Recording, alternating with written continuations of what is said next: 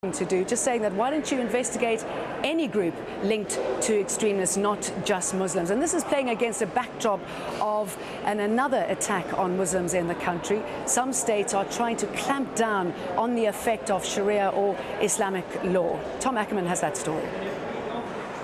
Republicans who control the Tennessee government have drafted legislation that could make the practice of Islam there subject to 15 years in prison. Sharia law guides observant Muslims in such everyday matters as family issues, hygiene, prayer, charity, and finance. But the bill introduced here in the Tennessee legislature also has this definition. It declares that Sharia, quote, requires all its adherents to actively and passively support the replacement of America's constitutional republic with a political system based on Sharia. This is a total misconception. Dr. Abul Qasim Fakhruddin has lived in Tennessee for 40 years, always, he says, enjoying good relations with his Christian neighbors. You know, according to Sharia, whatever, you have to follow the rule of the country. You have to obey the law, as long as you, but you conduct your life in a way that brings peace in your life and your collective life. From all religions, American people. And this is, we are part of this, and we are insisting to be part of the American society, and we are loyal residents and citizens of this country. The bill's sponsors say it would only prosecute violent practitioners of Islam, but they were asked why the legislation singled out Muslim extremists. I'm not aware of any other extremists in any other religion other than the Islam at this point.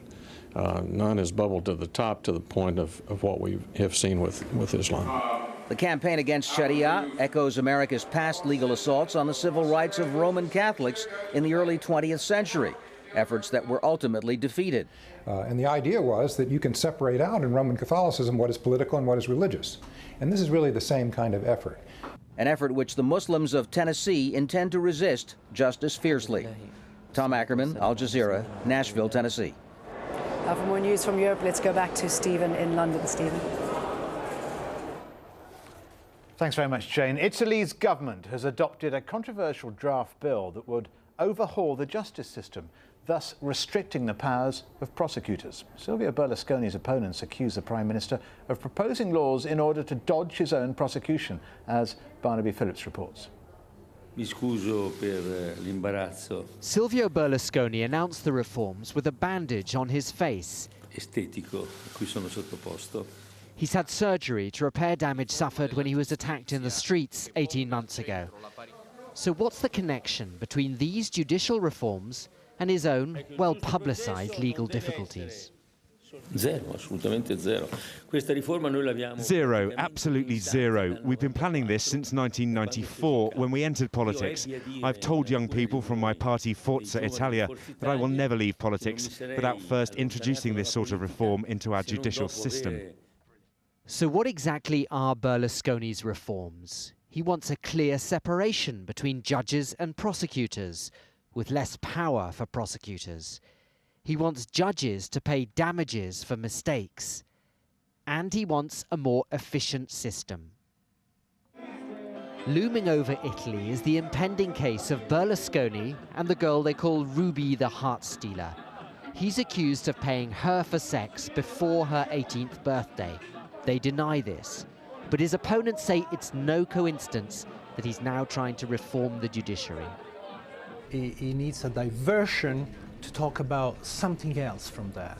And this provides him with a very, very powerful smokescreen and a platform upon which he can claim that the justice system is unfair, that investigative magistrates are politically biased, that the whole thing needs to be changed. And so that's why it's coming up now with this proposal of reform, I believe. Over the years, Silvio Berlusconi has faced at least a dozen trials and many investigations, mostly on corruption charges. He's always maintained his innocence, but his many battles with the judiciary don't help his credibility as a legal reformer. Barnaby Phillips, Al Jazeera. A memorial service has been held for one of the two US servicemen killed by an alleged Islamic extremist at Frankfurt Airport last week. It's thought 21-year-old Zachary Cuddleback was shot by a Kosovo Albanian angry at operations in Afghanistan. Senior airman Nick Alden was also shot dead. The alleged gunman is in prison awaiting further investigation. Charles Taylor's lawyer claims prosecution witnesses in the ex-president's trial were bribed with cash payments and that the court shouldn't rely on their statements. That comes as the trial in The Hague draws to a close.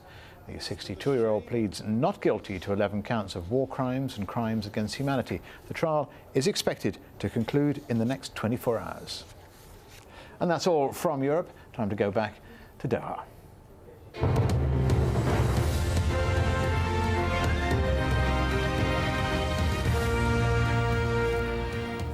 Thousands of tons of construction material is now on its way to Gaza after sitting in Israel for 3 years. Nicole Johnston reports on why it's taken so long to reach the Palestinian territory. Millions of dollars worth of gravel bound for Gaza.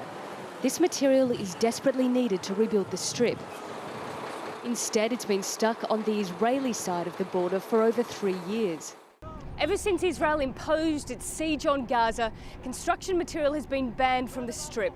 But now these trucks are finally being allowed into the Sufa crossing to collect it, more than 70,000 tons of it. We hope they will keep Sufa crossing open for the future. This quantity will support a lot of frozen projects and create job opportunities for a lot of unemployed workers and contractors. A lot of projects will start. It's enough gravel to complete around 40 UN projects. But despite Israel's so-called easing of the siege, it's only agreed to allow supplies for 11% of the projects the UN has put forward. However, this week Israel did approve 2 new building projects worth over $100 million for houses in the southern city of Rafah. The people who own these projects, their houses had been destroyed since 2002. And they are all the time, they are in rented places.